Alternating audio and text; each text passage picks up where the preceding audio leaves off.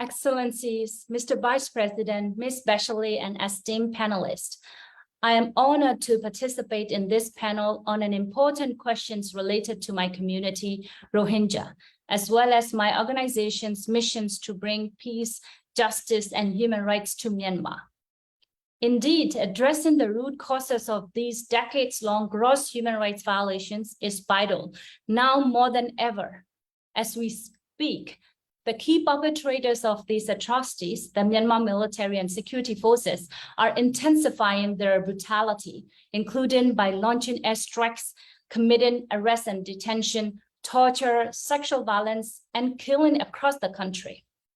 The junta has now even declared that it will enforce death penalty of the 4 democracy activists. Impunity has enabled such brutalities, as was reported by the Council and High Commissioner for decades. Ethnic minorities in Myanmar have been subjected to the most brutal forms of violence and policies that amount to crimes against humanity, war crimes, and genocide.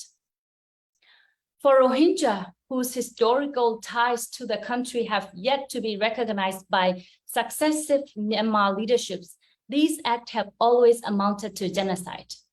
For generations, we have been systematically deprived of our human rights and dignity and subjected to acts of state-sponsored persecutions, including sexual violence and restrictions on our marriage and birth. These acts span decades preceding the 2017 genocide, when Myanmar military murdered, raped, forcibly displaced hundreds of thousands of Rohingya and torched their villages. This month marks 10 years since the 2012 wave of state-sponsored violence against Rohingya in Rakhine State. Today in Rakhine State, over 600,000 remaining Rohingya continue to live in apartheid-like condition. Among them, over 140,000 remain forcibly segregated in internally displaced person camps, where they are denied access to basic needs and livelihood. Since their attempted coup last year, the Myanmar military has intensified its policies with the intent to destroy Rohingyas' existence and identity.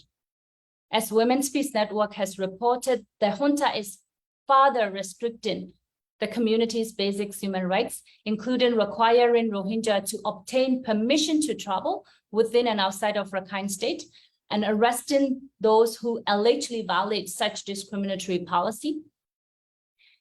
In addition to sweat and sick, an abusive family check-in process, the junta now even requires Rohingya to provide national verification card, which do not confer citizenship and identify Rohingya as Bengali, to conduct their daily activities, including travel for medical treatment and school.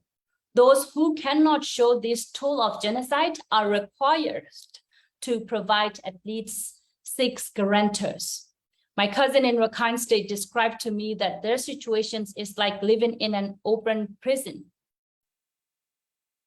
The nearly 1 million Rohingya too remain confined, but in squalid refugee camps and detention centers in neighboring countries, including Bangladesh. In all these areas, women and girls and LGBTQ+ members in particular, many of whom have survived the military sexual violence, remain at heightened risks of being raped, sexually harassed, and exploited, and forcibly trafficked. Despite surviving the genocide in Myanmar, many Rohingya are now re-traumatized through the denial of access to education and livelihoods as refugees. All Rohingya want is justice. That includes a safe and dignified return home in Myanmar, with an assurance of their security, full citizenship, and returns of their lands. For this to happen, the impunity that has emboldened their perpetrators must end. As long as this impunity exists, the people of Myanmar, including Rohingya and other ethnic minorities, are at heightened risks of being subjected to further atrocity crimes.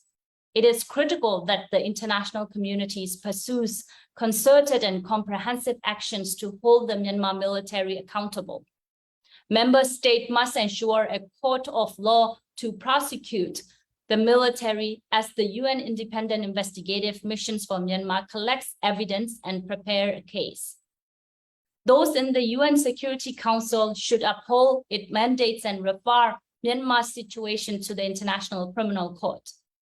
All governments and parties should also refrain from engaging with the criminal Myanmar junta. The international community should rather support the country's grassroots movement that uphold international human rights norms and provide moral, financial, technical, and material support to them, especially women's human rights defenders and organizations. Furthermore, we applaud the US for recognizing Rohingya genocides earlier this year. I cannot emphasize enough how important it is to recognize the Rohingya genocide and consult Rohingya civil society and community members in matters related to our future. Our voices have often been sidelined and undermined, not only in Myanmar, but also among international governments and actors, particularly on issues related to our rehabilitations, repatriations, and justice. Finally, I hope that the Council and Member States will stand with Rohingya and other ethnic minorities as we fight for a country that truly enshrines peace, justice, and human rights. I thank you all for your attention.